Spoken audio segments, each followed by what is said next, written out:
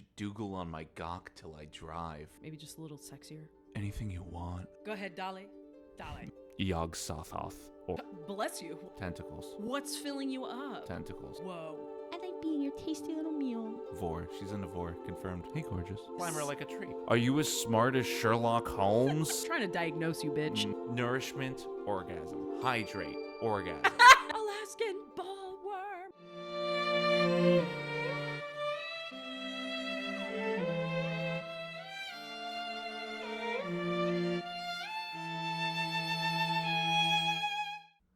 And we're live. Welcome back to the Double Entendre podcast. How are you, Carter? How's it going? Marielle, it's fine. It's spooky, actually. Yeah. Is what it is. If you're only listening, I'm wearing a Halloween sweater. I have my McDonald's trick-or-treat boo basket earrings on. Yes, you do. Oh my God, I'm going to be so burpy this whole episode. I'm so sorry if you hear me belching into the mic. And yeah, there's a little bit of the paper bats that Carter made behind him. So just use your imagination if you're just listening. Dead. Bella Lugosi. It's a good song. It's the spookiest. It's the most Halloween song. No, it's not.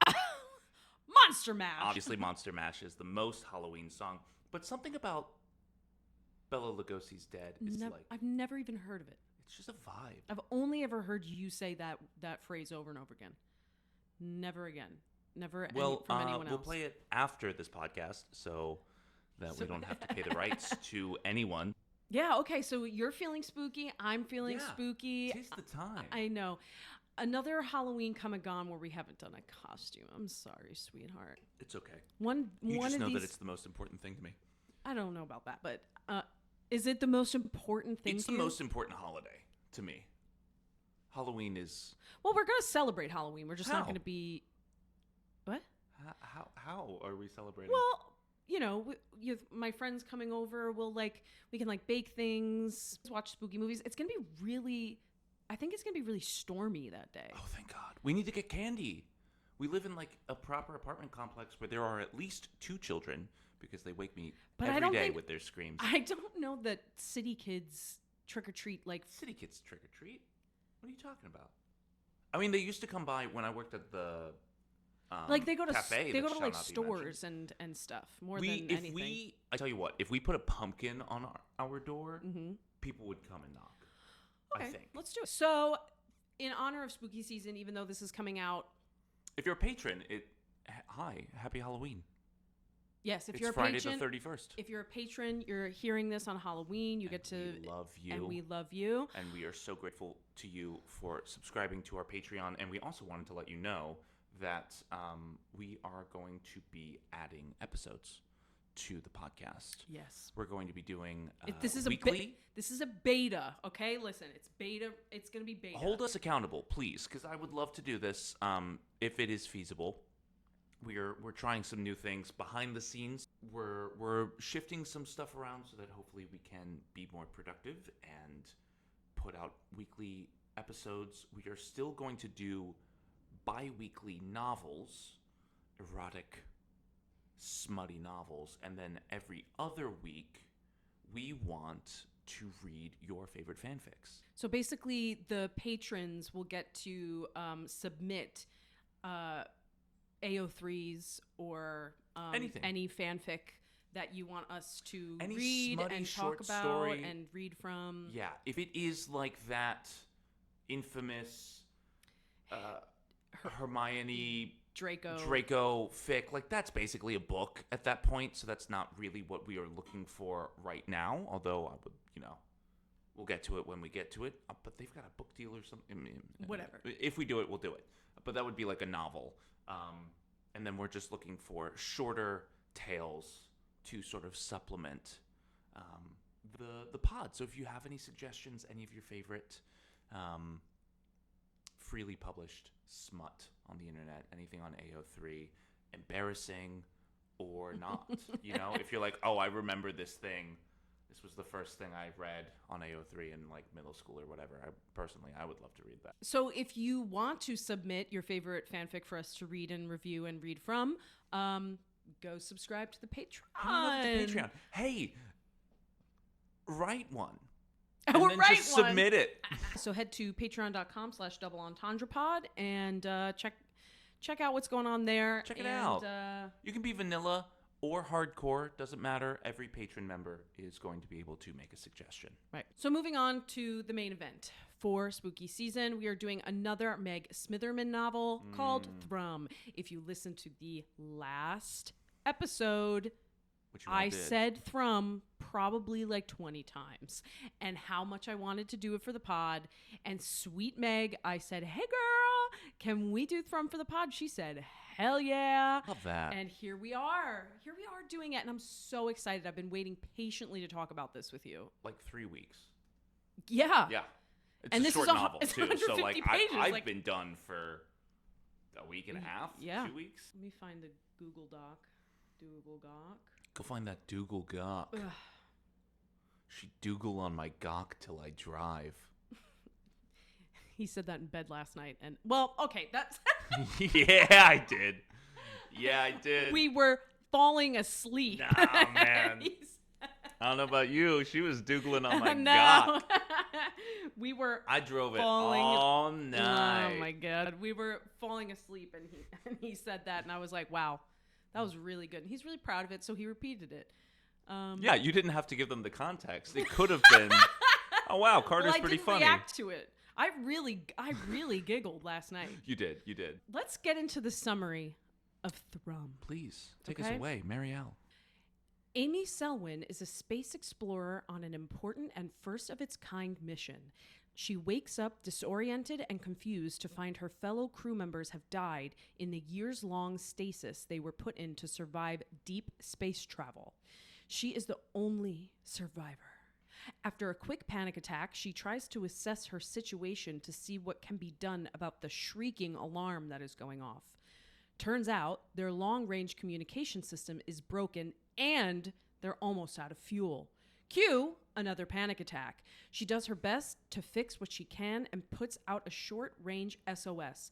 She receives an answer from another life form. After boarding his ship, she finds a beautifully handsome man named Dorian Gray. She's told that this is not his true form and to just go with it because it'll be easier for her.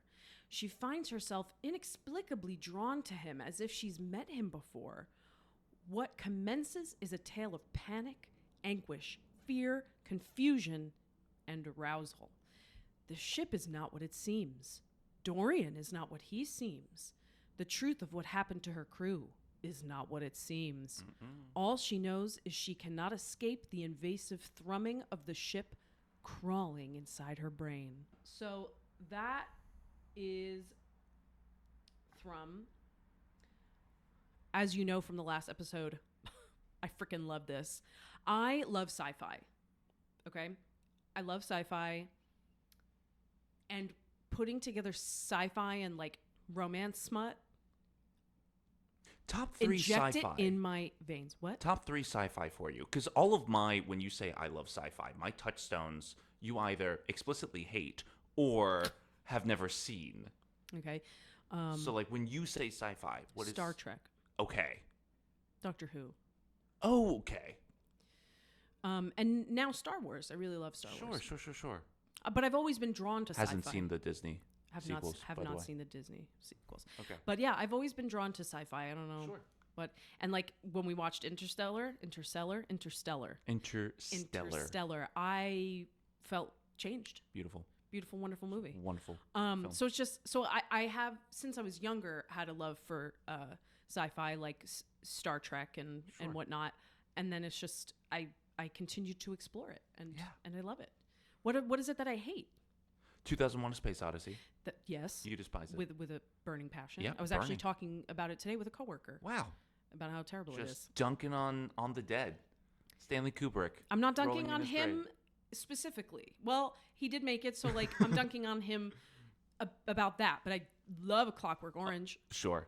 A lot of people don't like 2001. It's a very divisive film. Yeah. But you haven't seen Blade Runner. No, but that's on the list. And every time I say we should watch Blade Runner, it's like 9:30, and you're like, it's a 3-hour movie. Yeah, it's And we should watch the like director's cut, which is like 3.5. And then I don't know what my third would be. Those are your favorite or Alien. just the ones that I hate? You were naming the No, ones I hate. no, like my touchstones. Oh, like when you say sci-fi, in my mind, I'm like Blade Runner, Alien, 2001: A Space Odyssey, and you hate, haven't seen. Right. So I'd add X-Files to that. I don't know if X-Files is sci-fi. What? I guess It's almost every episode has to do with aliens. Sure, there's a lot of paranormal stuff. Sure. I'd put it in a different basket. I'd put it in like weird fiction. I guess. It's in a but broader. a lot of it is. Yeah. It's Monster of the Week. Sci-fi, I guess. What was I gonna say? That you love this book. Yes, I love this book. And you can't wait to do the reading. Dorian, I say, almost a whisper in the echoing room. I'm afraid if I speak too loudly, the cosmos just outside the docking bay will hear me and suck me out through the force field and into itself, digesting me whole. There's a hush of air against my neck, and Dorian is there.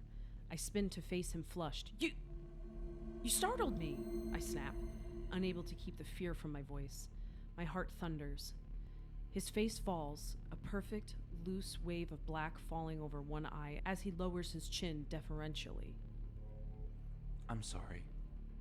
I try to slow my breathing. You didn't mean to. It's fine. Just stop sneaking up on me like that. You called me. I know, I say, annoyed at myself for reacting. I open my mouth to explain that I was getting scared, that this docking bay fills me with dread when he's not here with me, but I don't. Instead, I say, I changed my mind. I don't want to work on my ship right now. I thought we could eat together? If you even eat, I mean. All I've had since waking up from stasis is nutrient bars. Anything you want. His stare bores into the tender flesh of my lip where my teeth left their mark, and he's stone still like a gargoyle. I move away ever so slightly. His gaze snaps up to mine. Just tell me what you need. My hand in his, not waiting for permission.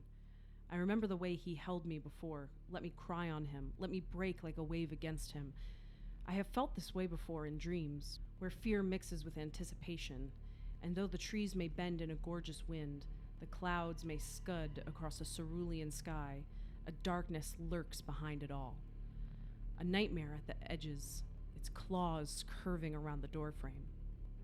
I have held men like this before and then fled. I've stayed too. But were they different men, or was it always Dorian? Come with me, He says, and I'm once again trailing after him, a puppet on a string. By the time we reach our destination, I'm no longer stiff with fear, and the hum has lessened. I feel like I've woken from a dream or a long dissociation. Lily would have known. She could have explained it to me, why the brain shuts off and directs us elsewhere when reality becomes too much. A trauma response, Mimi, I imagine her saying, her face all soft and sunlit, the way I'd prefer to remember her, not gray and lifeless, an empty shell. Dorian ushers me into a room, his arm held out like a butler at a 5-star hotel. I drift in, allowing my senses to take it in. This is unlike any room I've ever seen. It's an ancient Victorian ballroom, and outside its tall windows, stars and nebulae wheel past. There is something wrong with the chandelier. It's tinged with red and appears to be suspended in midair. The floor feels uneven, though it appears to be marble. At the center of the room sits a stately table set for two and laden with food. Fruits and vegetables, loaves of bread, steaming terrines, and delicate iced cakes festoon the surface. It's a king's feast. I couldn't begin to make a dent in it. Where are we? I ask, because it's the only reasonable question. The dining room. Says Dorian. I've designed it for you. I turn to him, and he looks so painfully hopeful, almost eager.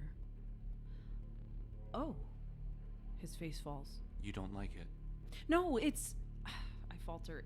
It's beautiful. I'm just surprised. I've never eaten in a room like this. He frowns. I see. I don't know where to begin explaining the ancient architecture, how Earth's 1800s occurred centuries and centuries before I was born, how there's no room left on the planet for even a house this big. let alone one dining room. So I don't.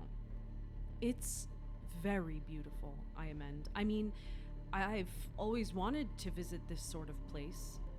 Ancient homes, you know, the old things that no longer exist except in history books. You miss Earth. He says and moves toward me. I can make other rooms for you, Amy. Other places. Show you things you've never seen before. His eyes are swirling pools of everything I want. I let him wrap an arm around me, let him steer me towards the table. He pulls out a chair for me and I sit. It's easy to let him do these things, to let him direct me. I'm exhausted, my emotional state hanging by a fraying thread. I don't want to take the lead, I want to let go. He seats himself across from me and we dine. I don't know what I expected, that he might simply watch me eat, unable to consume human food like some vampire sipping a goblet of wine waiting for his next victim to become drunk and willing. But he joins me, delicately chewing, shooting me wry smiles between sips of red wine. It's almost as if this is a normal meal. It's almost as if I'm not shaken to my core, never to recover. What do you really look like? I ask, midway through a list of these sorts of questions. What do you call your kind? You wouldn't comprehend the word. It's worse than my name. Where's your home planet? Billions of light years from here. Is it anything like Earth? No. How can you eat this food? By putting it in my mouth and chewing. What do you normally eat? Nothing you'd recognize as food. Do you listen to music? If the vibrations of the universe count as music, yes. I mean, really. He leans back in his chair, pulling at the cravat at his throat. As it loosens, my gaze falls on his neck, his pulse. A smile curves one side of his mouth. Think of it this way.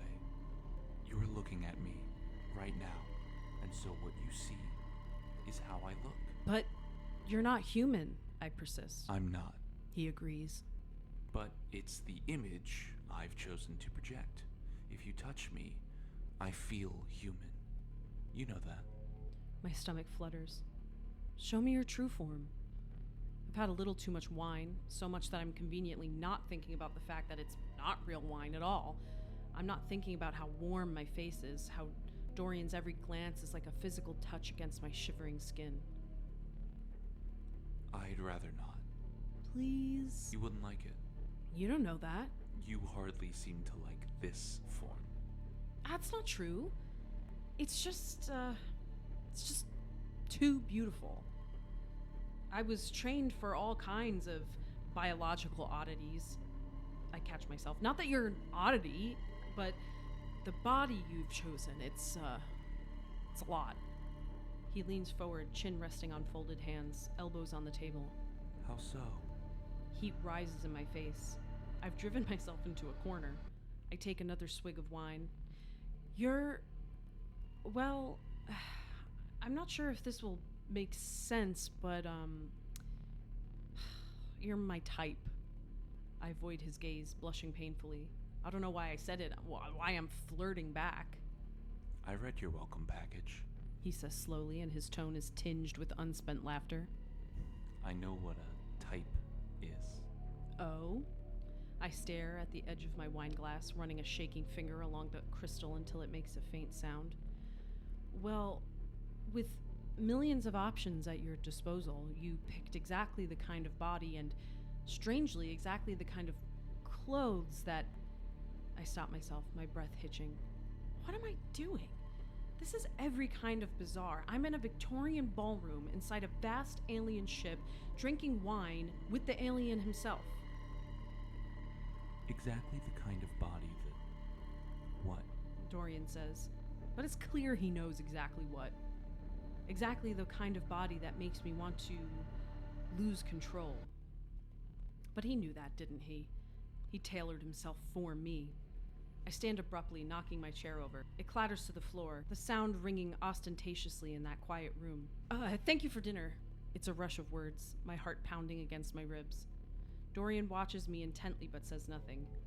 I'm sorry, I add. I'm tired, and it's late. Or it feels late. I don't know what time. Anyway, I should sleep.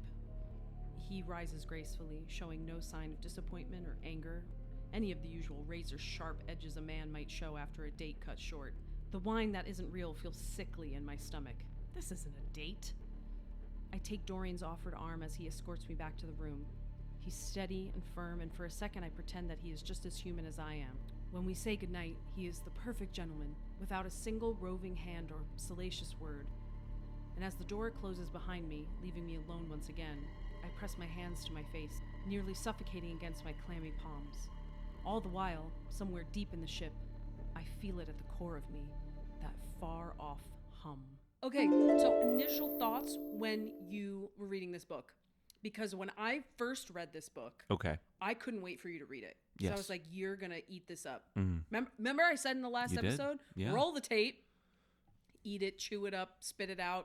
So how did you feel reading this book? I don't think I loved it as much as you thought I would. I Are think you it's- just doing that to be annoying? No, Are you just doing no. that to be a little Mary Contrary? No. I think it is quite possible that you might have overinflated my Maybe expectations. I did. Okay. That's possible. Yeah. Certainly. But it's really good. It's creative. You've been on an H.P. Lovecraft Yes. kick, and this is very Lovecraftian. Yes, it is. It is. But I think that because I really enjoy the mythos and have not worked with it, but like been steeped in it so much, I recognized a lot of this stuff that may have been slightly more novel to you, This is my first foray into like cosmic horror. Cosmic horror, yeah. Yeah. Yeah. Like Entity wasn't even as No, you know, like Entity is like sci-fi. Well, I mean it's sci-fi, but Entity like, is straight sci-fi, Yeah. and then like a little bit of weird fiction right at the end. yeah. This is cosmic horror Yeah. through and through, and there's some wonderful. I don't know if they must be intentional references to the mythos, or nods. You know, this isn't like we don't see Yog-Sothoth or So, bless you. What the hell? or you know Azathoth or Cthulhu or the you know the cats of Ulthar, any of that stuff, right? Sure. I only know The Cthulhu. dreaming city of unknown Kadath. Yep, Yeah, exactly. yeah. Which one do you know? Cthulhu. And Bless you. only by name. I've never read Yeah. anything or The story's fantastic. So I liked it. Mhm. It was a very long-winded answer. I liked it. I don't think I loved it as much as you. And I really did. think for me, it's just I think there's this thing with having read 2 Meg Smitherman novellas now. I feel like the middle kind of stalls out. That was one of the when I was looking at reviews for the review segment. There was a couple of people that were like the middle kind of Like there's a lot died out, of and then it comes back at the end. You're like, oh, yeah, but there's a lot of like, okay, she's in this loop. Amy is in this loop where she's in the room, she's in her room, and then she leaves because she sees something that upsets her, and then either, you know, the hallway goes on forever and she ends up right back where she started, or she gets trapped. But either way, she ends up back in her room eventually, and then she cools down, and then Dorian comes and she settles, and he leaves. The Thrum gets worse. She finds something she thinks is upsetting, and the cycle continues. the cycle continues. Yeah, and that's fine. I will agree with that. But Meg put like extra wash on the cycle, right? So instead of like 2 or 3 times, it feels like 5, 6, 7. Right. Like it keeps happening. Which I will say is kind of It's thematic. I was gonna say like it lends to the story Yes. as you as the reader to be in Amy's mind of like this like unending loop of like what is going on. I can't like a lot of the reviews that I read also said like I felt just as mind fucked as the main character. Like I was like my brain felt a little broken at times because I was like yeah. what's happening? Non-Euclidean geometry will do that to you. You're throwing a lot of words at me. 30 seconds. Non-Euclidean geometry is basically... One eternity later. Suffice to say, non-Euclidean geometry is a physical space that you find yourself in that does not adhere to and subscribe to the laws of physics as our minds comprehend them. But this isn't a physics podcast. No, it's not. But i.e. But you learned something today. I learned something. A ship Mm-hmm. with a hallway that goes on forever, but like you walk straight, but you've looped around. Right. Right? Yeah. Mm-hmm. All of that to say, Yes. the middle part where Amy's mind is breaking. We're in the rinse cycle. Yeah. Yeah. Where she's in her room, Dorian gets her, she's calm.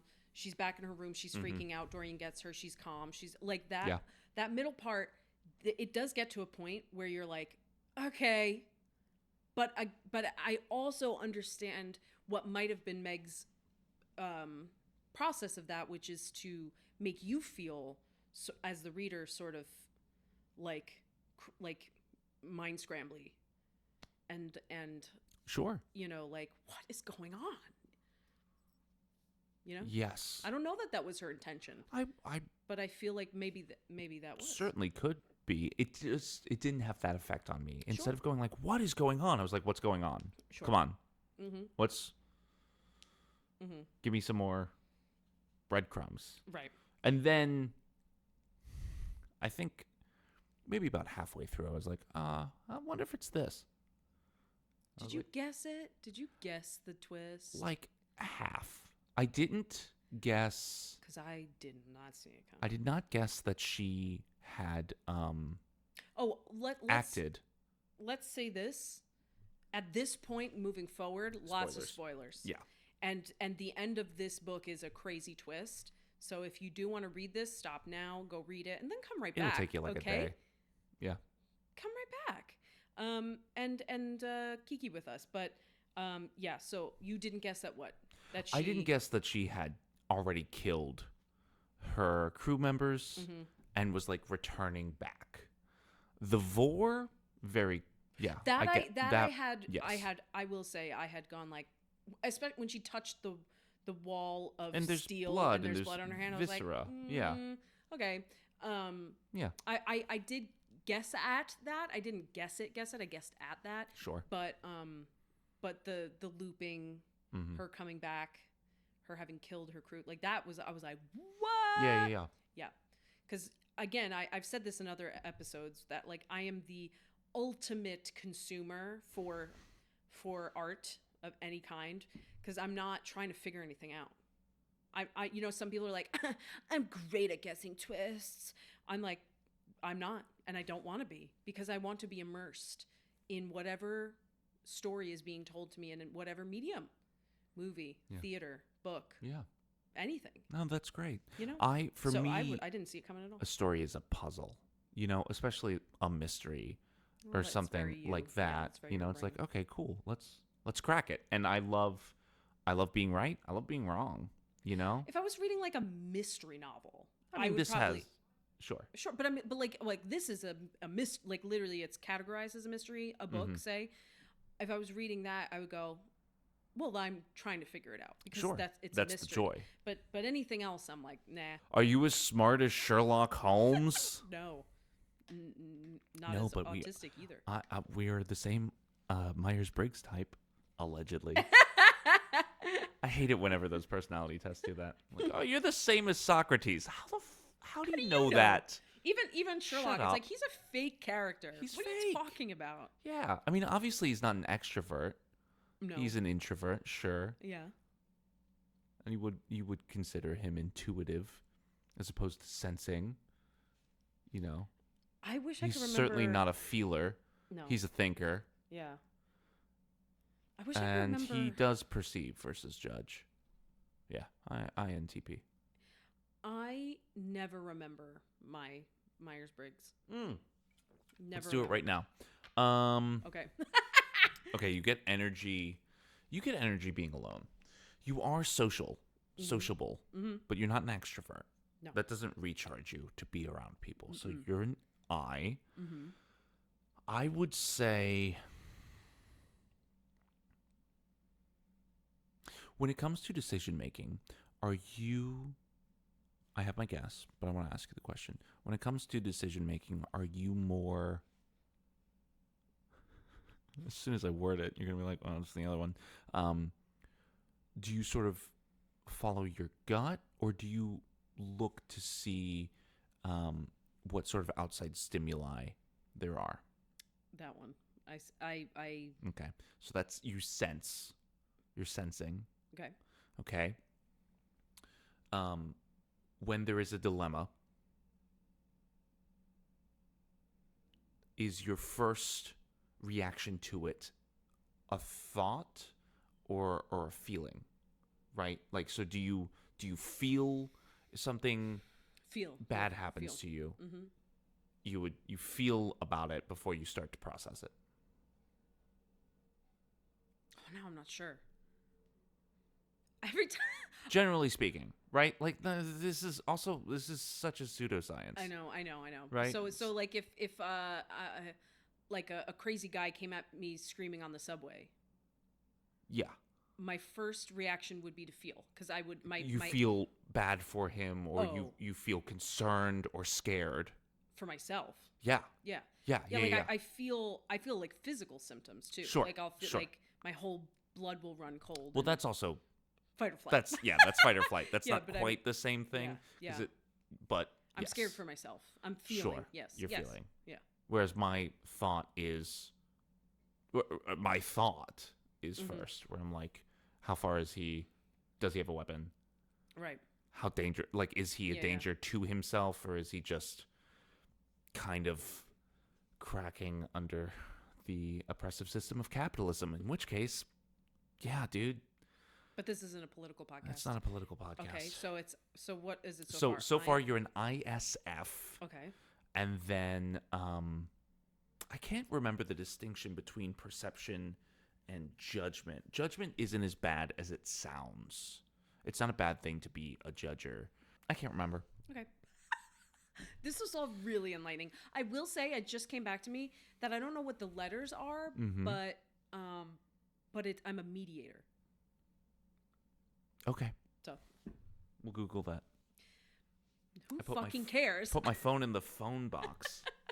I'm not touching The it. first note I took, and might I say, I read this just for funsies the first time. I didn't ever think we were going to do it on the pod. I don't know why.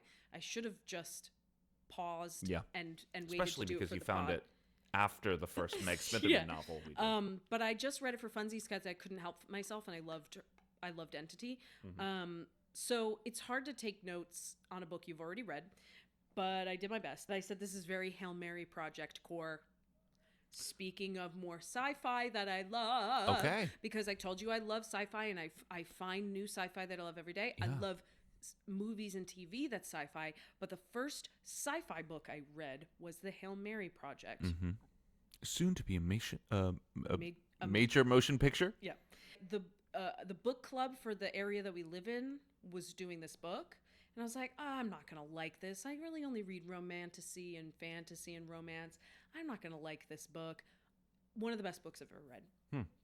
I devoured that book, and when I started reading Thrum, I was like, which came first? Probably Hail Mary Project. I don't know if she took any inspiration from that book, but it's very similar in that the Hail Mary Project, he wakes up. Actually, where the similarities start and end really is like waking up on a ship, finding out your crew is dead. Yeah. And you're the only one that made it out of stasis. The only difference is that he doesn't remember who he is or why he's there. Like, he wakes up and he's like, what is going on? Mm-hmm. And he has to like remember his, like, who he is, like that he's a smart scientist, blah, blah, blah. I will say also he does make contact with a life form. Yes. So that is also similar. That Anyway, is eating the sun? the life form isn't, no. But the sun is being eaten by a virus or something. Yeah. Incredible book. Okay, Highly recommend. sure. If you read Thrum and you're like, ooh, I like this, definitely read Hail Mary Project. Should we discuss like what the twist is? I think we Or should we did get to it? already. But like in detail. We didn't really explain it. You lead me. She obviously thinks that her crew died in stasis, like just didn't wake up after leaving Earth, and they were put there in the stasis pods. Because when she wakes up, she looks over and they're dead in the pods. And then so she, has her whole encounter with the alien, loses her mind, freaks out, and then Which she can't see, by the way. I think that's the alien ship is like a void. She can only see it in the same way that we can only see black holes, where you can see when it obscures something else. It's just an unrecognizable void that cannot be registered by the human mind. Yeah. And then she goes into it. The ship is an organism. It's one organism. Well, that's the first twist, is that we find out that the ship is not a ship.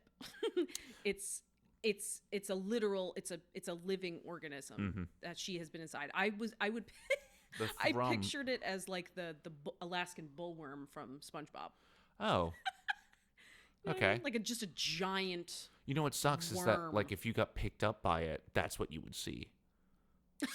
You know, Right. that's your perception. That's what you're expecting to see. So it'd be like, all right, you're inside a worm. I'm inside the Yeah. Alaskan bullworm. Yeah. Yeah. That's what I was picturing. What I it actually imagine like a looked giant, some sort of like space cephalopod, like Okay. a nautiloid like. Yeah. or a squid or an octopus or something. Maybe a little bit more abstract, just ropey tentacles and spheres. Yeah. Yeah. It resembles, because the thing that makes her go crazy is a sound. It resembles very much this old one from the Cthulhu mythos, Azathoth, who is the Prince of Chaos and the dumb sleeping god at the center of chaos, who literally is in the middle of the world and is just dreaming, and his dreams are a mad piping that if you hear the sound of it, it'll make you go insane. Oh, okay. Yeah, similar. Yeah. So And that's he's just that's ropey and in space. yeah. Yeah. That's the first twist, is that she's not on a ship at all. She's inside a living organism. And then That she has fucks. sex with. Yeah. Which I have questions about. Yeah, me too.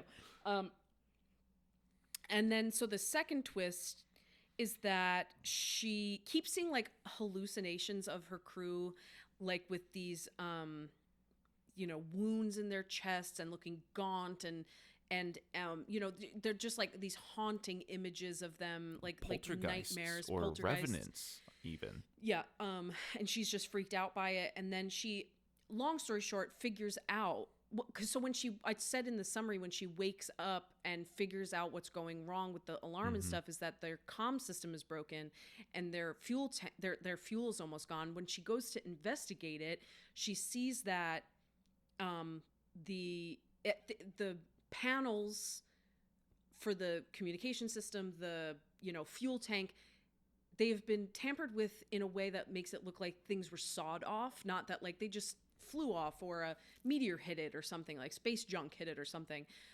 So she finds out when she gets back on the ship to be like, I'm getting out of here, I'm freaked out. When she gets back on her ship to leave Dorian and his ship, she finds out that essentially she killed her crew members, her fellow crew members, because they wanted her to leave, and she didn't want to. She was like fully hypnotized by Dorian, By the sound. and by the sound, Yeah. and didn't want to leave, and they made her leave, and so she killed them so she could go back to him.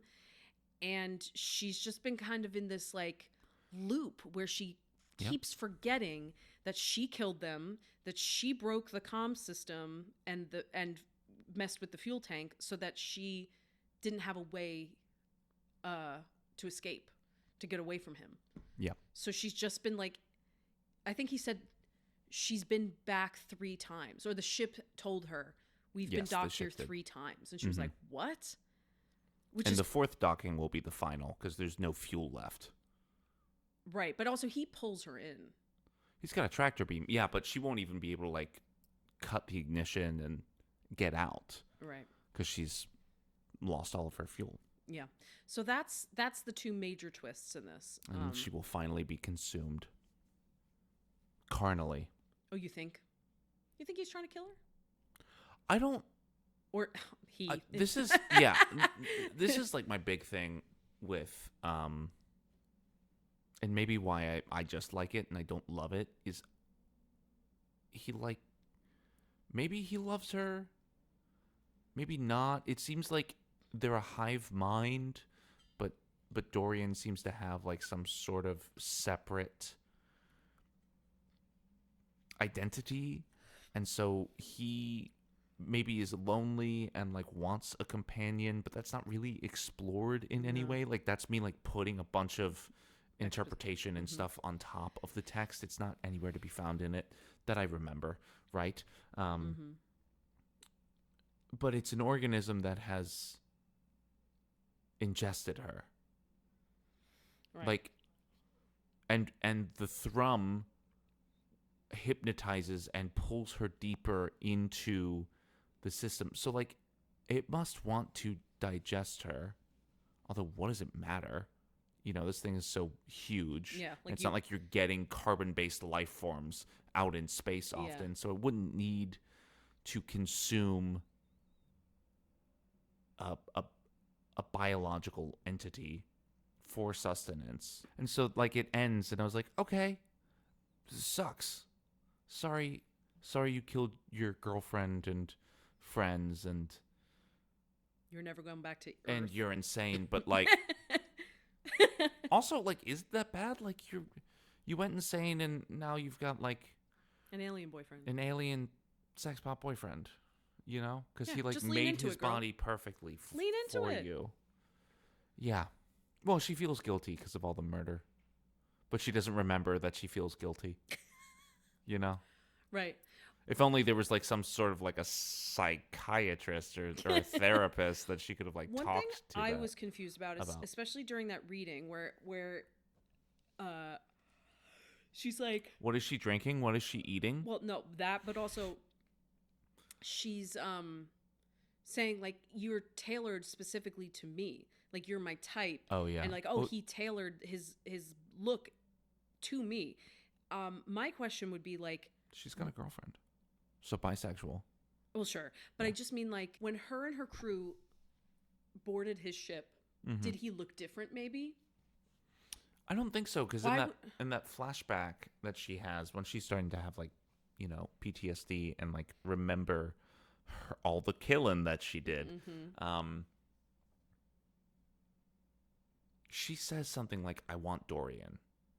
Or, like, I need to go back to Dorian. Right. I'm confused as to how he knew how to, like, how to appear to her. Here's the thing.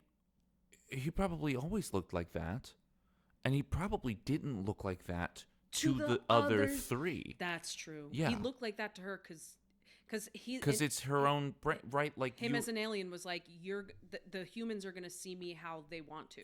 Well, this what is will just make them feel good. Phenomenology, right? Like, you don't actually see what the real world is, right? Like, light bounces off of things. Your brain interprets signals from rods and cones inside your eye, and the interpretation is what we perceive, right? But there's, like, a filter between the physical realm and the internal diagnosis of the world around you. Really getting in the weeds in this episode. Well, But I'm saying, but, like, the Thrum, Uh-huh. the frequency messes with the neurons and your brain's ability to process what it sees. Right. Right? So it's like putting an Instagram filter on life. Right. So that specific frequency hits every single person's brain differently because everyone has a different neural network. I never thought of it like that, but that makes complete sense. So the 'Cause I was like, frequency is how would probably he- just attractive. attractive right? to that Sexy person. Yeah. is just the vibe. Who would you see? What would you see if you boarded that ship? I don't know. In a similar way to this book, where she didn't imagine a specific person. Sure. Like, oh, he looks like Chris Evans. Yeah. It was just like a type of person. Yeah. What would the alien trying to seduce you project into your brain? Look, so the first thing that came to mind, I've never seen this film, but I remember being very young Okay. when it came out and seeing the trailer and going like, that's a lot of skin. Was Queen of the Damned. I've never seen anything from it. It's apparently look it up not a right very good movie, but there's like a vampire queen, and she's just like wearing like an intricate gold bikini, essentially. And that is the first Oh. thing that popped into my head. But also, me being me, if I got onto a spaceship and that's what greets me, I'm not staying. You look like a vampire lady? No. So I don't know. Okay, I mean, what's the second thing that would come to your mind? I think the thing that would make me feel safe, And also aroused. but also aroused. I don't know. It's like it's a. What's your type? You don't have one. I. Yours would It's very scattered. yours would be a little NB with a fucking pixie cut. Maybe it's possible. With a pixie cut, red hair and a pixie cut. What would yours be? Mine would similar to Entity. Me and Meg have similar types because she and both the romantic figures in Entity and this look the same in my mind. Mm-hmm. You know, she describes them as like tall and sinewy and longer hair. The guy in Entity has like white blonde hair. This guy has black hair. Yeah. But like, I think she describes them both as having like aristocratic noses and like like slimmer faces. But I would say that's probably who I would see is a similar thing. It's hard for me because I don't really have a type. Are you making fun of me? No, I'm making fun of myself. Oh, I guess in okay. a way.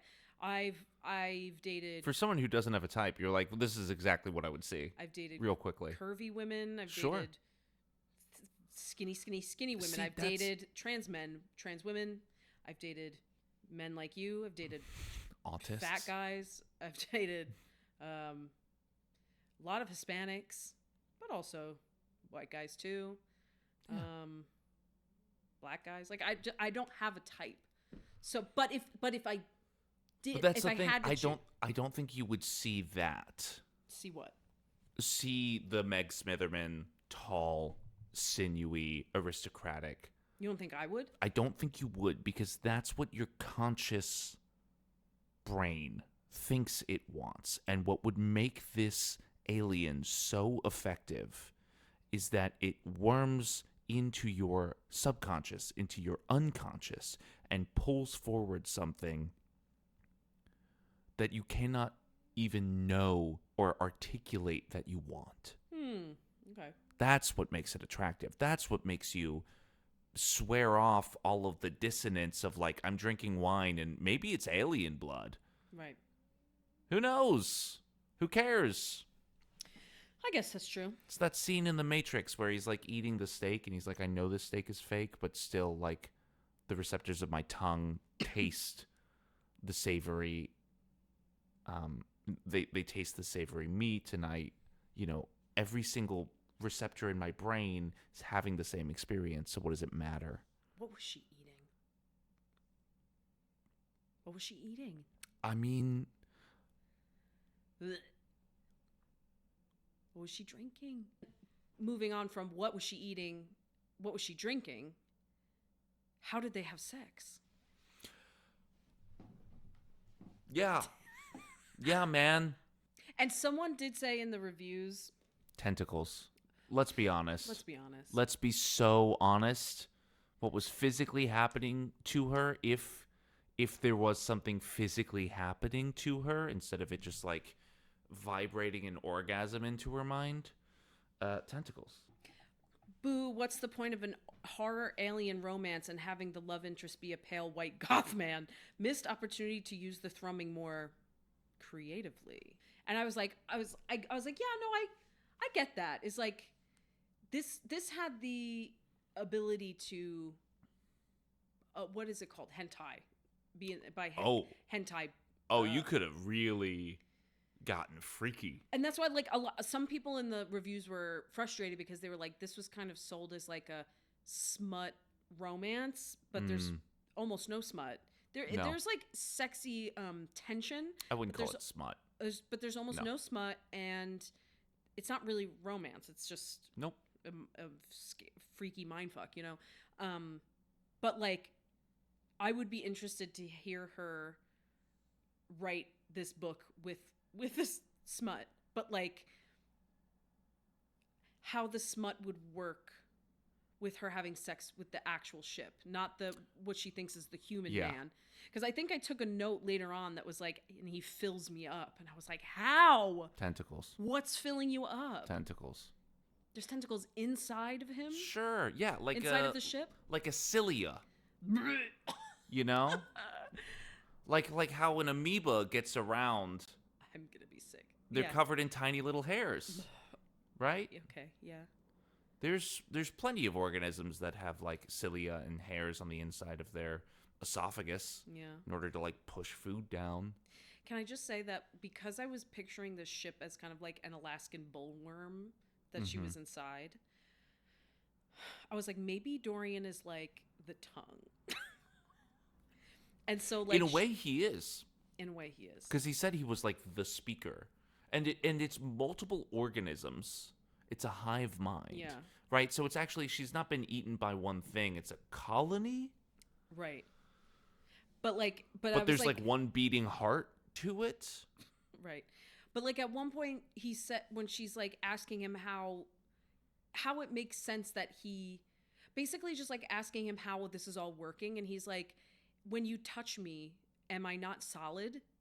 And she's like, yeah, you are. So in my mind, I was like, is it like a tongue or an organ, something that like she actually can touch, but she feels but like is she touching him? Oh my God. Physically, like, is he there? Because everything that she sees is not actually there, right? Or at least as she perceives it.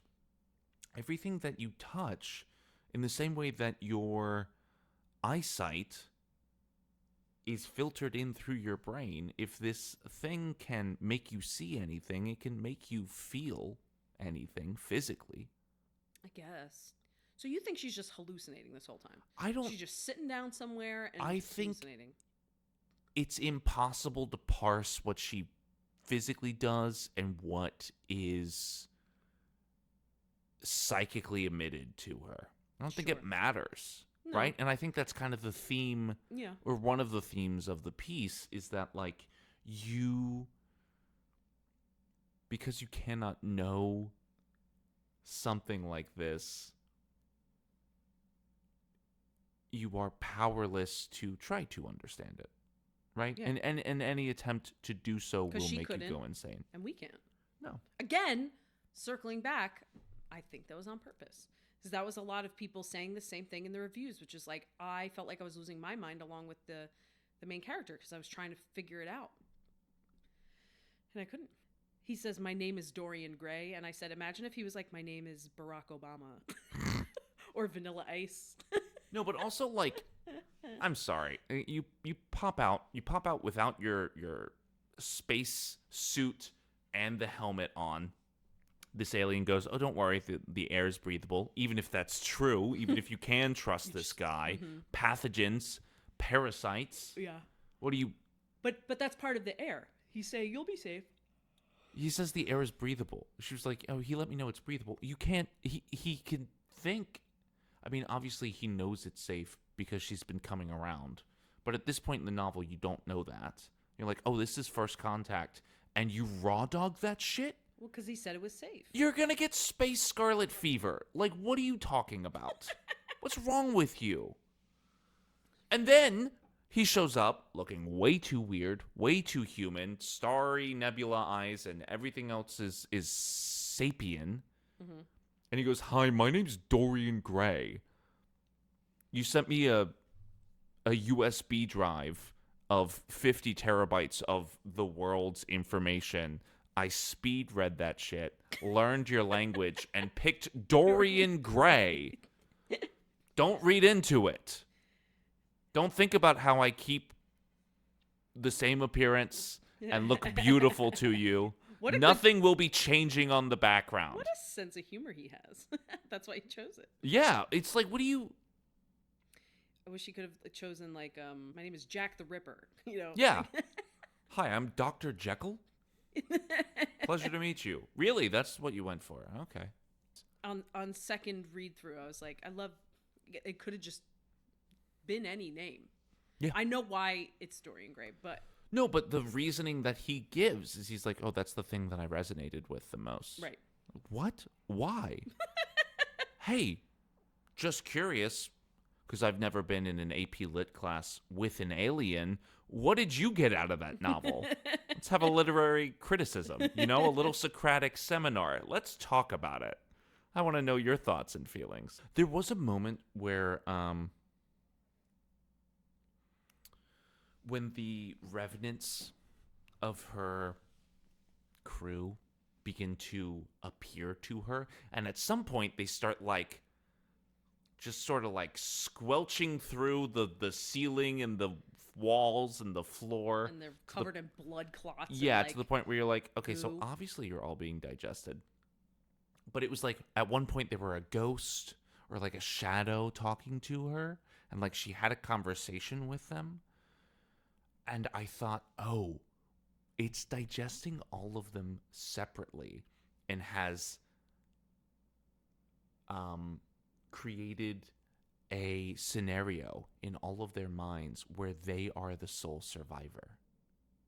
Oh. And so all four of them are actually running around this giant, you know, unmappable, unknowable spaceship thinking they're the only one. And every time they encounter one of their friends, it's like a gory visage or a shadow or a ghost of them. That's a very interesting theory. Yeah, it would have been a great story. So when you think, when they're coming out of the walls and they're all No, like, that's not actually... That's not actually happening? No. I thought that's what was going on. Right. And I was like, oh, that's so cool. For a second, I was like, wait, am I missing something? No. She totally make killed sense. them. No, she killed them. Yeah.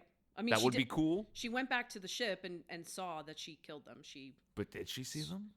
What? Did she see them? What can we believe? What was What it can we actually the trust? ship? Who knows? Do you think this is all just one big, like, vor kink of a Yes. story? So maybe instead of, what did I say in the last episode that You were like, Meg's she's personal into kink- hairy she's men. into No, hairy she's men. into She's vor. Well, and you know, I'll say, like, maybe she's not specifically into it, but I feel like smut authors, you know, sex sells. And you know what sells even more is specific, you know, kinks and stuff. So, Cannot wait to read the horror, the furry horror short novella that she writes.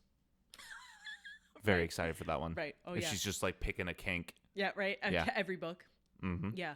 Because this, like, once you, I didn't clock this as vor, even the first time I read it. And then we were out somewhere and you went, and you like pointed to something and you went, oh, vor. And then you said, oh, we'll talk about it on the pod. And I was like, oh, yeah. Yeah. Duh. Yeah. Literally being, because It's just a story about getting eaten and then fucking the thing that's eating you while it's eating you. Yeah. You know? Mm-hmm. But no kink shaming here. None. But that is like by definition. It's vor. Most of my notes are just me being like, oh my God, this is so much fun to read the second time because, you know, once you know the crazy plot twists at the end, if you go back and read it, you're like, oh, like a lot of the things he said, like at one point when she's like really grieving her crew and like really upset about it and crying in his arms, he's like, I'm so sorry. There's nothing I could do. Or something like that. And she was like, what? She's like, Why course. would you? Yeah. Of course there's nothing you could do. It's not your fault. But then when you read it the second time, you're like, It's kind of. I mean, it's not. It's not. I mean, she did it, but like. She did it, but She did it because For you a made her reason. go crazy. Yeah. I will say one of the reviews I read as well said that they didn't think this was scary. And I will say that, like, I haven't read a lot of scary books, so I can't really compare it, but I will say that the sequences in which she is haunted by her dead crew members and like that, like, you know, apparition kind of thing, very scary. Spooky. Or spooky, I'll say spooky. Yeah. Like the way that she describes it, of like what was this one? Who is this? What Lily comes back to her. Lily's face is as I remembered on the Pioneer, gaunt, deathly pale, but blood spattered and draped with gory webbing, clots of dark crimson clinging to her forehead, her cheeks. She reaches for me, and I stumble backward. Like,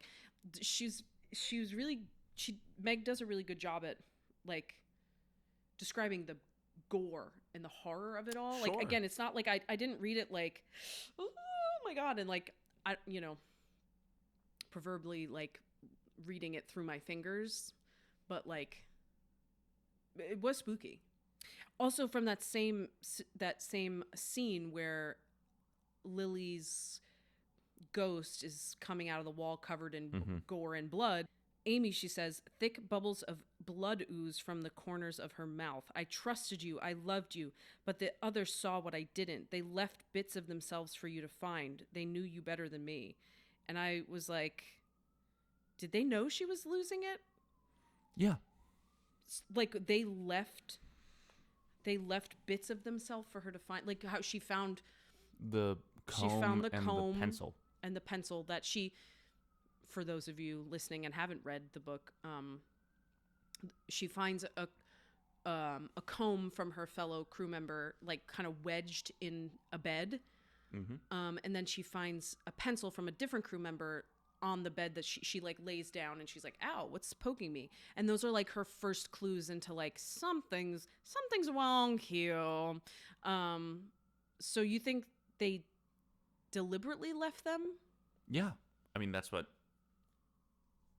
Because again, it's just like the ghost is saying that to her, but... Yeah, but the ghost is her own guilty conscience. I would assume so. Why else would they... I mean, they could have just left them behind on accident. I guess, yeah. I was reading too much into it. I don't think you're reading too much into it. I would say that the reason that notion is there and the ghost says that is because she knows it to be true in some way, shape, or form. Yeah. Because the flashback we get at the very end of her being taken onto the ship when she doesn't want to, they know that she is far gone. Yeah, like the guy crew member is like, you seen her psych eval, like you should strap her down. Yeah, but also like, hey, if her psych eval is that bad, why did you send her into space? I couldn't. I was like, is he saying like, did Lily do another psych eval on her, or is he talking about the one think so. that like, before to they went me, into space? Yeah, to me that read is like, you know, oh, she's the best for the job because she's the pilot, the engineer. She actually doesn't say what her job No, she was. doesn't. I'm trying to figure it out. I would say engineer because she's like a go-getter. She's trying to fix this thing. Yeah. And she is able to reprogram the ship. Yeah, right. So, engineer, technician, know, of some kind. So maybe it's just like she's the only person who could have done the job. And they're like, well, she's mostly got it set. She's just prone to hyperfixation. Right. Right? Or XYZ. And Yeah, it's yeah, like, yeah. okay, cool. As long as we don't find ourselves in a situation where she becomes hyperfixated with an alien organism that wants to Devour us. keep her Yeah. forever. There's a quote, I've ascended or crumbled to dust, and his heaving form contains the universe of me. I said, dick so good you get enlightened. Yeah. You see Nirvana. But I also said about Dorian that he is the gaslighting final boss. He is. Especially at the end, or she like pierces herself with the pencil that she found. Like she's holding onto it, and it pierces into her skin, and it's bleeding. Which is a crazy way to hold a pencil. I know. I was like, how did that? Doesn't matter. Whatever. And she's talking to Dorian, and she was like, "Explain this. If what I'm seeing isn't real, and it's just the ship trying to like appease me, to calm me, why am I bleeding?" Like, she holds up her hand, and she's like trying to get him to answer her queries, and he's like blocking it at every which way. And then at the very end, she says, "Is this a hallucination?" Holding up her hand, and he says, "I don't know what you want me to say." Like, when a man, when you finally have him cornered, an expert gaslighter, you finally have him cornered, and there's no way you can explain yourself out of this one. He'll say something stupid like that. "I don't know what you want me to say." What do you want me to say? What do you want me to say? "Sorry, I'm just the worst boyfriend in the world." Yeah. I'm sorry you stabbed yourself with a pencil. Exactly. That's why I was like, this alien really, he read the welcome packet and said, "Gaslighting." Mm-hmm. That looks fun. That looks fun. Interesting. Yeah, I feel like if aliens could read a welcome packet of Earth and, like, you know, all Well, we've sent one out. Have we? Yeah. Oh, wait, did I know this? Yes. Or was this an X-Files thing? They reference it in X-Files, but it's a real thing. So the aliens are up there doing all their research right now and going like, how do we gaslight humans? Or like, you know, they're like, wow, all this therapy speak could really come in handy. Yeah, yeah. Humans Let's weaponize love that. Weaponized incompetence. Okay, how do we make that? Here's another reason why I think she might not actually be like going through all of these things and running around as much as she thinks she is, which I know and I recognize opens up a bit of a can of worms, but Yeah. it's the only way that I can square this in my mind. She like never eats. She eats the Nutrigrain. She has some Cliff Bars right at the beginning, but then she's like running and sprinting and running, and pretty much after that dinner, she never eats again, which could totally be happening off screen. But like, we do spend, for a book that is ultimately about Vor, a fair amount at the front talking about this woman eating. She never has a meal again. Right.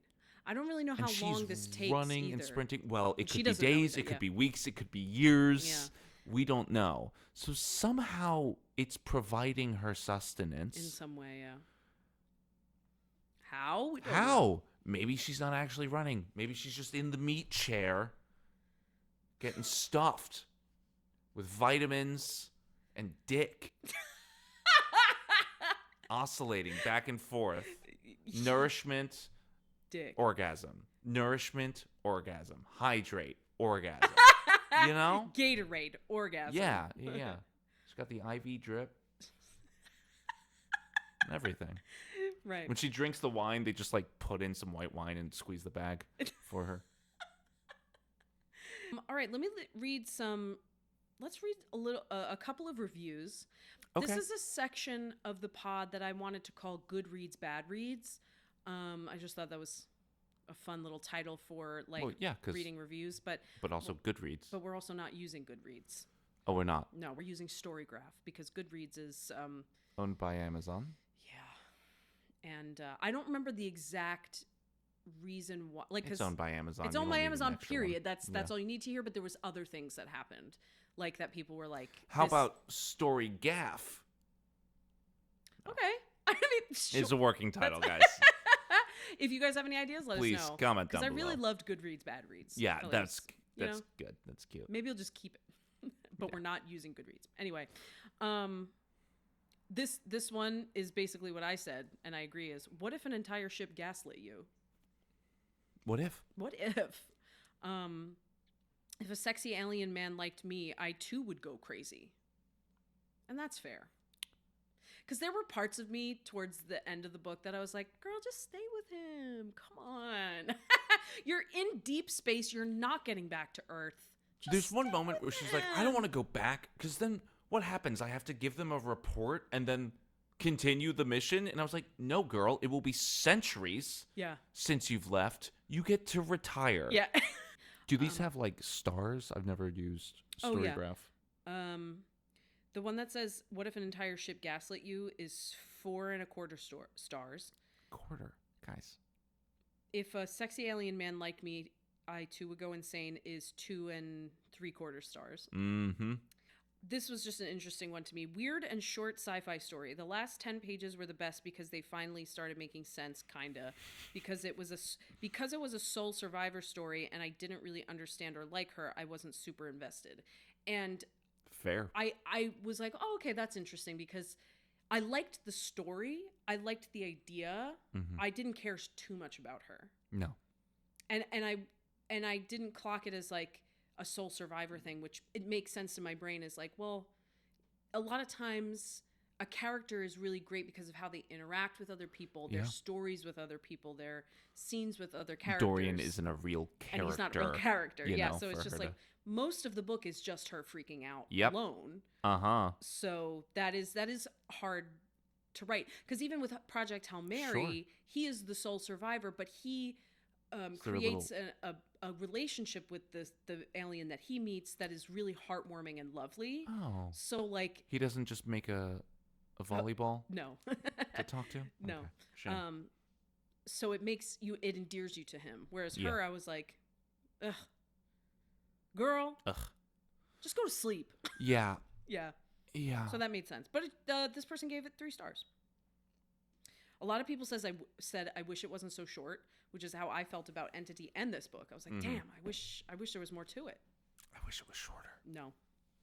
That's crazy. Yeah. I don't know. This one says, wished we had more flashback segments. Other than that, a great twisty story. And I screenshotted that one specifically, which is almost 5 stars, 4.5. Because I said, this would make a great movie.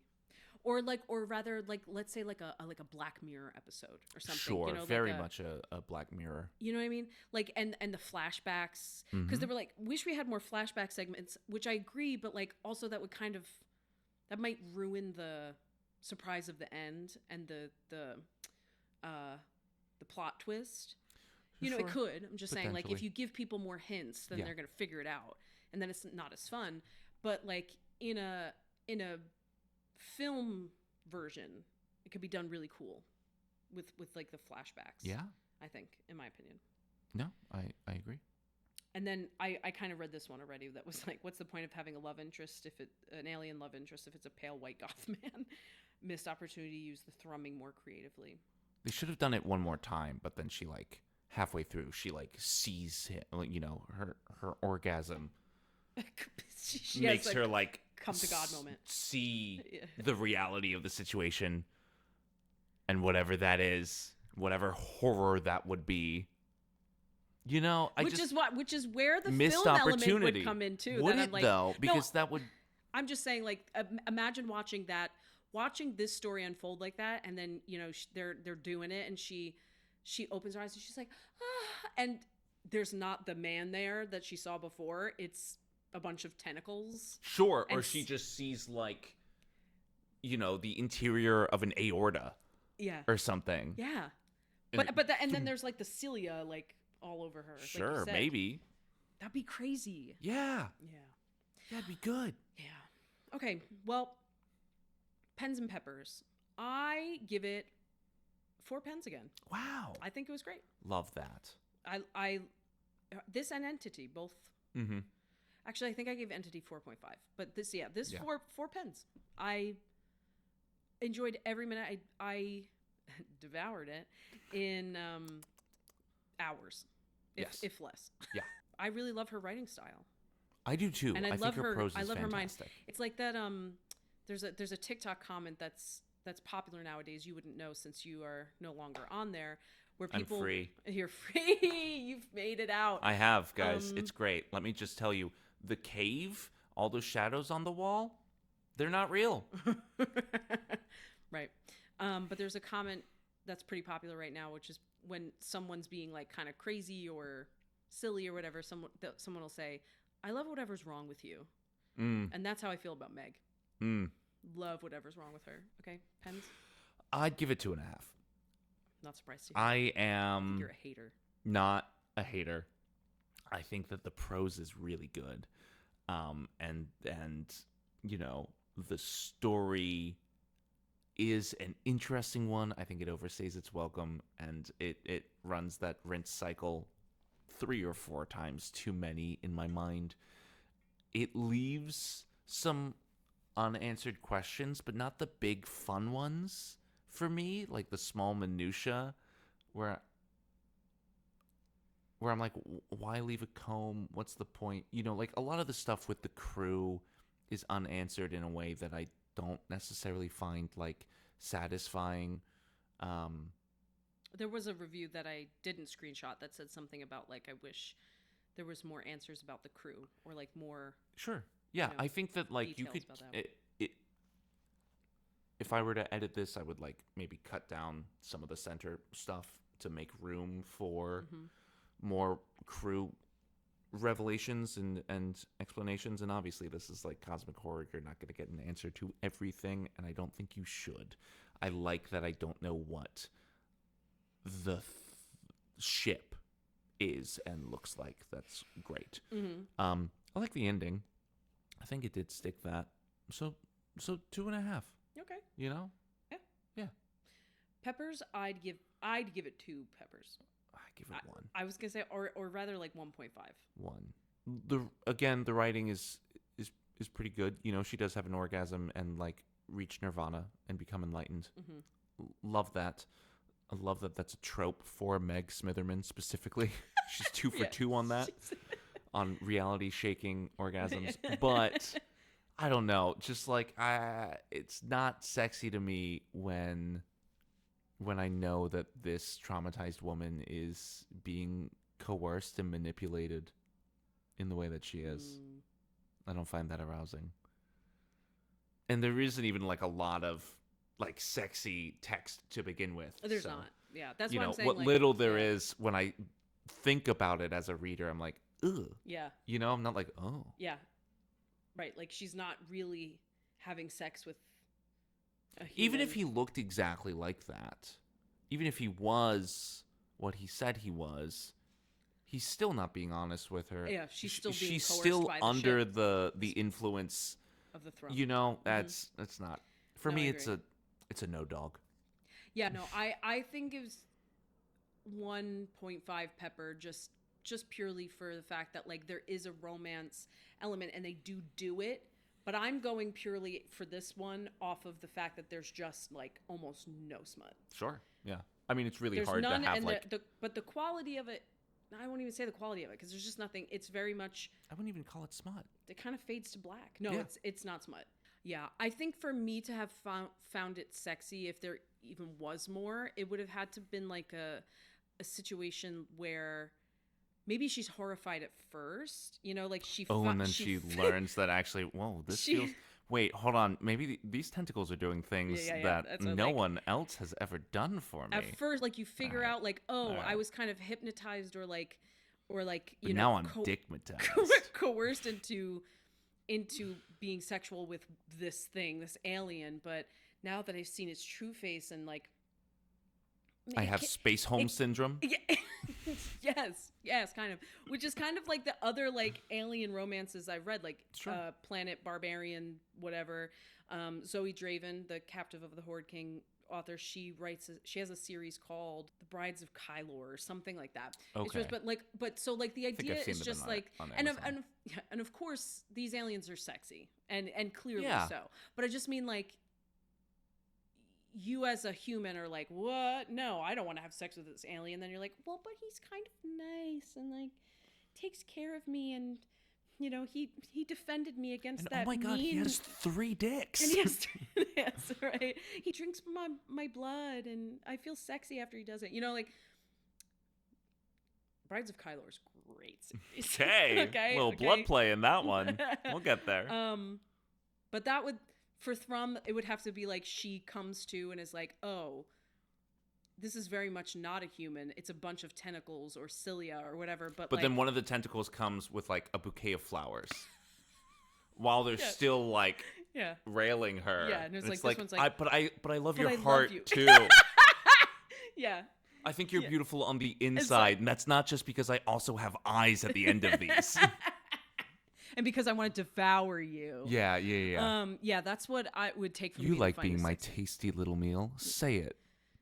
I like being your tasty little meal. Vor. She's into Vor. Confirmed. Confirmed. Guys. I actually think that's, again, not to kink shame, but I think that there are some kinks out there that It's not your Wait, wait. bag. no, I was gonna say it fascinates me Oh, in sure. in so far of like a research way. Yeah. You know, like how did how did you get to that point? How Like, did that idea become erotic right? to you? Yeah. Where in your development? Did you What think? happened? Did you think, wow, I'd really love to be swallowed by a? I by feel like a you gotta giant- like be a kid and like fall into like a wet hole somewhere or something, you know? like quicksand. Yeah. Or like or mud Maybe. or something. Yeah. You see someone in a movie fall into quicksand and you're like, what would that feel What like would on that my feel body? like? Ooh. Yeah. Maybe. Like that's what I'm saying. Like Yeah. I don't kink shame. I'm just like so morbidly curious about some of them where they've Well, come from. Like Adding morbid sure, might be a so- little shameful. or like gigantism, is that what you call it? Oh yeah. You know. That whole Big thing. lady. Big lady. And like to an Big extent lady I makes understand. sense. I guess. Climb her like a tree. Big lady. I know, but sometimes it can get like Crazy. it can get a little crazy where it's like you know, like you imagine being like the size of an ant and she sits on you Yeah. and crushes you. Like that's Yeah. where it tips over the edge. Like big tall hot woman. Yeah.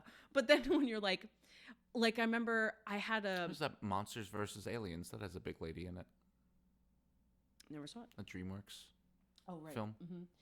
Like there was one I had like a weird Instagram stalker a long time ago. Not I'm using the word stalker too flippantly, but like they were hyper fixated on me. Sure. And he really wanted, like he would constantly ask me for a picture of like to send him a picture of me like with my mouth open or like going like this with my fingers, like holding them close, like so he could like Photoshop shop himself. me like squishing him and this. I was like, oh God. And again, I'm trying not to sound like I'm kink shaming. It just was like, I was just like, Well, no. that's So first of all, no. that's a but freak and a stranger on the internet, right? So Right. like, you can shame him not for his kink, But but, for for his like lack demeanor. of decorum. Yeah, right. Yeah, That's right. fine. Those so I'm can like, be first of separate all, things. no, I'm not going to do that. But second of all, I'd love to get inside that brain of yours. Why does that get you off? That's so interesting to me. That's all. Should have been a therapist. Remember when the other day we were talking about like me going back to school? And I was like, there's nothing that I'm interested in doing other than performing. The one thing, if you held a gun to my head and was like, you have to choose a different career to go to school for, would probably be therapy Like psychology. or psychology. Sure. I'd rather be a psychologist. Yeah, a psychologist. Because I'm good at the idea of talk therapy. Like if I talk to friends and family, like I'm good at listening. I'm good at giving advice and being just like a stoic, calm energy for someone. Sure. But I like the idea of like figuring someone out. You know, really puzzling out like what's going on with this person. Yeah. Less than like, tell me about how does that make you feel? Well, what happens if you like less of that and more of like, What did your mother do to you? yeah, what did your mother do to you? I'm trying to diagnose you, bitch. Yeah. Yeah. Okay. But that is that would be a lot more school. That That'd wouldn't be be me. a crazy amount of school. That wouldn't me be going to school for a year to get my You- bachelor's. yeah, That would be Yeah. You need a doctorate. for psychologist. Yeah. Yeah. Yeah. So if that's your dream, cool. Go for it. Yeah. Great. I love you. I love that. I support you. It's a lot of school. I do want to say before we go, that I've made reference to H.P. Lovecraft a lot in this podcast. I would like to say two things. One, he was not a good guy. If you don't already know that, if you've never heard the name H.P. Lovecraft, just know that he's incredibly problematic. Was a very troubled man who maybe towards the end of his life was starting to redeem himself, but it doesn't really matter. And B, he wrote some weird, strange fiction. If you are able to separate those two, fantastic. Some stories are unavoidably tainted by his hateful and bigoted opinions. Some are not. I'm going to recommend two of them that I think are fantastic, kind of fit into the same vibe as Thrum, if you want to read some short stories from H.P. Lovecraft. The Color Out of Space is amazing. There's a movie with Nicolas Cage. We just watched it a couple days ago. It's Not great. It's not great. It's very schlocky. I would recommend reading the short story first. I probably should have had Marielle do that. And then one of my favorites is called The Dunwich Horror, or if you want to sound pretentious, you can say The Dunwich Horror, which is a longer short story, but that's got some weird, like, outer gods and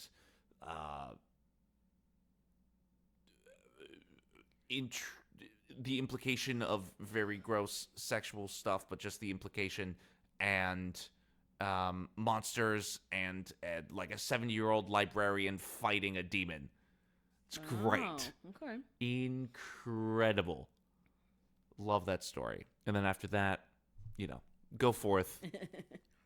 Shadow over Innsmouth. At the Mountains of Madness. That's another great one.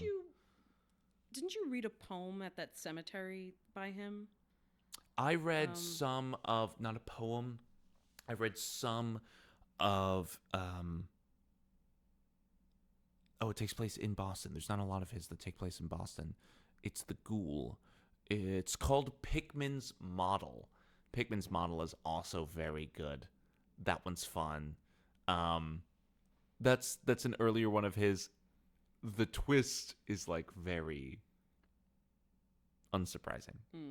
But it is really good in affecting prose. All right, so you've got your reading material from this podcast, all that Carter just said, plus Hail Mary Project. Yeah. But do mine first because it's spooky season. Sure, and then do mine quickly after because it's going to be a movie soon with Ryan Gosling. With Ryan Gosling. And I'm so fucking amped for it. I love that little goose. Sad. I'm already sad. They're asking me to leave the theater because I'm sat so early. Yeah, you got to get out. We're showing the Bruce Springsteen movie. And One Battle After Another, probably. I heard the Bruce Springsteen movie's bad. Oh, no. My friend Danielle that I saw today was on her way to see it. And I was like, oh my God, I'm so excited for it. And she said it was bad. She was on her way to see it? She was on her way to go see it. And she already knew it was bad? No, I just she her. just texted Yeah. you. Okay. I was like, Yeah, no. She How posted did she know? She posted that she was like seeing the Bruce Springsteen movie, and I was like, how was it? And she said, terrible. Dang. I'm Bummer. still gonna see it, but Yeah. His voice sounds great. his voice sounds incredible. So And I love Bruce music, so There's you and that. I just gonna sit and watch the movie, just listen, relax. Do you want to be disowned by my family? I don't. So I shut don't. it. So shut it. I like his music. Hey. It's great. Okay. And that's what we'll say about that. Anyway, okay, so happy Halloween, even though it just passed. Check out the Patreon, patreon.com/double-entendre-pod. Thank you so much. Don't forget to like, comment, and subscribe. Did you know that everyone who subscribes to Double Entendre Pod gets a good pat on the head at some point? I didn't know that. That's so interesting. Everyone. Every single person. Mhm. Wow. You've heard it here, folks. There you go. Go check out Thrum by Meg Smitherman. That's it for all of us over here at Double Entendre Pod. Thank you so much. Keep it tight. Keep it Keep sexy. it sexy. Bye-bye.